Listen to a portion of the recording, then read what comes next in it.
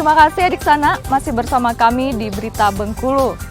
Untuk adik Sana yang baru bergabung, kami akan hadirkan kembali 3 berita utama pagi hari ini. Akibat diterjang hujan disertai angin kencang, 2 warga Kota Bengkulu tewas tertimpa pohon tumbang.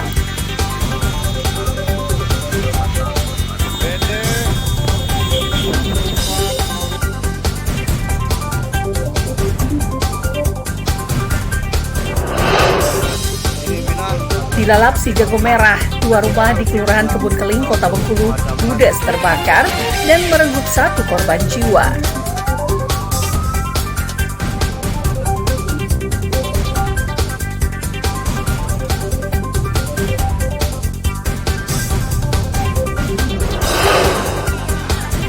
Suarakan 3 tuntutan ratusan warga 5 desa di Bengkulu Utara, penduduk kantor PT Agri Sinau.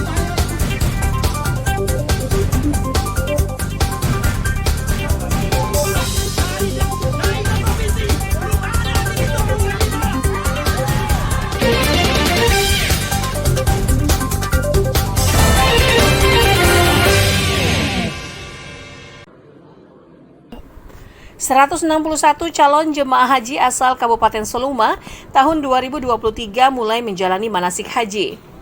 Kegiatan yang diselenggarakan oleh Kantor Kementerian Agama atau Kemenag ini ditujukan untuk meningkatkan kualitas pemahaman calon jemaah terhadap pelaksanaan ibadah haji selama di Tanah Suci. Kepala Kantor Kemenag Kabupaten Seluma, Herian Syah, mengatakan manasik haji digelar secara bertahap dan berjenjang. Tingkat kabupaten dipusatkan di Masjid Baitul Falihin, Kecamatan Seluma, sementara tingkat kecamatan akan dipusatkan di kantor urusan agama KUA masing-masing.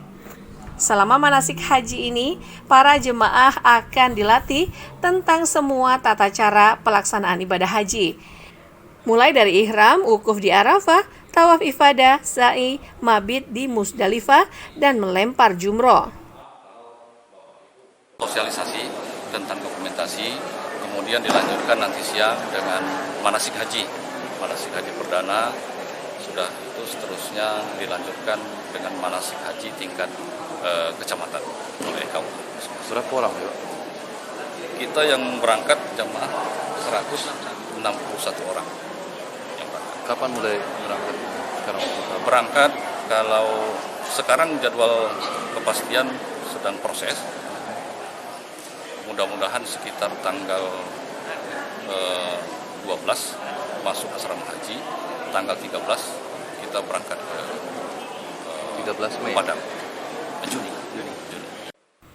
Sesuai jadwal rencana pelaksanaan ibadah haji, ratusan calon jemaah haji Seluma akan mulai diberangkatkan ke embarkasi Padang, Sumatera Barat pada 13 Juni mendatang. Untuk itu, seluruh CJH yang akan berangkat diharapkan menjaga kesehatannya guna menghindari hal-hal yang tidak diinginkan. Rian melaporkan dari Seluma. Jelang pelaksanaan ibadah haji tahun 2023, 9 calon jemaah haji reguler asal Kabupaten Kepahyang dipastikan batal berangkat. Berdasarkan hasil konfirmasi kantor Kementerian Agama setempat, 5 calon jemaah diantaranya karena meninggal dunia. Sementara 4 CJH lainnya, 3 diantaranya karena sakit dan 1 CJH menunda keberangkatannya karena terkendala masalah ekonomi. Selain 9 CJH reguler tersebut, juga ada 2 calon jemaah dari kuota cadangan yang dipastikan batal berangkat tahun ini. Keduanya menunda keberangkatannya karena kondisi kesehatan yang tidak memungkinkan. Penyelenggaraan ibadah haji Kemenang RI itu untuk Kabupaten Kepahyang sesuai dengan usul Gubernur itu 111. Tetapi karena ada beberapa kendala terkait calon jemaah haji kemarin, ada yang wafat, ada yang karena memang sakit permanen, kemudian juga ada yang berekonomi 1 orang. Ada 11 orang itu yang dipastikan tidak berangkat karena faktor tadi. Sesuai jadwal keberangkatan haji tahun ini, ratusan calon jemaah haji asal Kabupaten Kepahyang diperkirakan akan mulai diberangkatkan melalui embarkasi Padang, Sumatera Barat pada 24 Mei mendatang. Tim Liputan melaporkan dari Kepahyang. Selain di Kabupaten Kepahyang, 2 calon jemaah haji asal Kabupaten Bengkulu Tengah juga dipastikan batal berangkat haji tahun ini. Hal ini karena kedua calon jemaah haji tersebut diketahui hingga saat ini tidak melunasi biaya perjalanan hajinya. Kasih PHU Kantor Kemenak, Harnolis mengatakan, pembatalan itu telah pihaknya koordinasikan dengan keluarga calon jemaah. Keduanya yakni Sataria, warga desa Aturan Mumpo, Kecamatan Pematang 3, dan Mistaria, warga desa Tabapasma. Kursi kedua calon jemaah haji tersebut akan digantikan dengan CJH cadangan yang sudah atau menyanggupi melunasi biaya hajinya. Porsi 94 orang itu ada 2 orang, satu Ibu Sataria dan satunya lagi Ibu Mistaria. Nah, kalau Ibu Sataria itu meninggal dunia alasannya, sedangkan Ibu Mistaria membatalkan diri karena faktor ekonomi.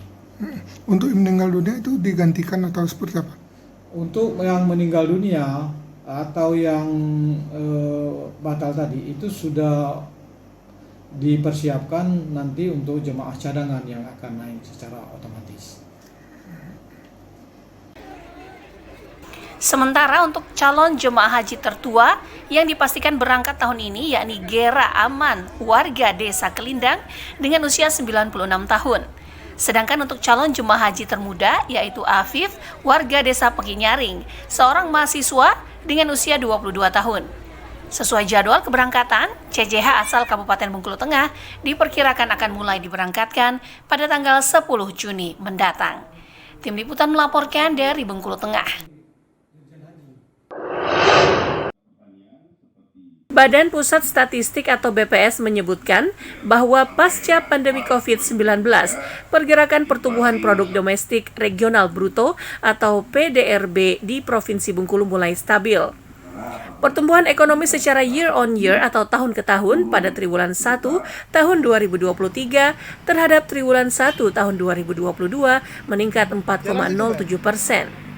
Sektor lapangan usaha pertanian hingga kini masih menjadi penyumbang terbesar dengan nilai mencapai 4,89%. Statistisi ahli media BPS Tengku Fahrul Riza mengatakan, hampir semua jenis lapangan usaha mengalami pertumbuhan yang positif pasca pemerintah mencabut status PPKM. Sektor lapangan usaha mulai bergerak tumbuh. Hal ini juga didorong oleh aktivitas masyarakat yang sudah berjalan normal.